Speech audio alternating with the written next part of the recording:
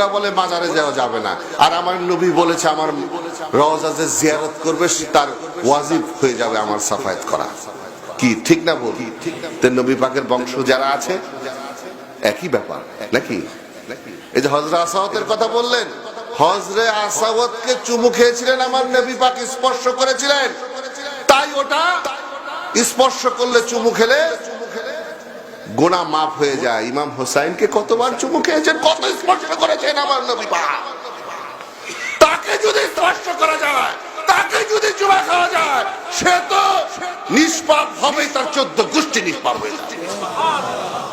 এত সোজা নয়, তাকে স্পর্শ করা, তাকে চুমু খাওয়া এত সোজা নয়। হোসাইনের ইয়াদগার করা, আযাদারি করা এত সোজা নয়। যার কপালে মোহাম্মদী নূর আছে ওই ব্যক্তি পারবে হোসাইনি আযাদারি করতে।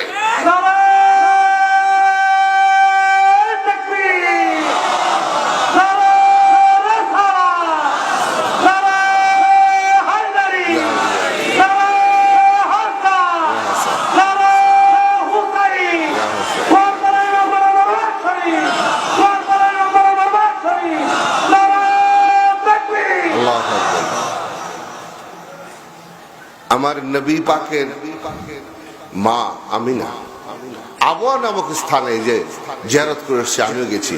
ওই আবওয়ায় যখন যেতেন, মক্কা থেকে মদিনায় যখন যেতেন, আবওয়া তো ছোট্ট জায়গা না, বড় জায়গা। আবওয়ায় ঢোকার সঙ্গে সঙ্গে আমার নবী পাক এমন ভাবে ক্রন্দন করতেন, মনে হয় এই মাত্রই তার মা পৃথিবীর থেকে চলে গেছেন। আর কান্নাকাটি বন্ধ করে দিয়েছে আমাদের। সত্য না মিথ্যা? কান্নাকাটি করলে মহব্বত আসবে। কার মহব্বত?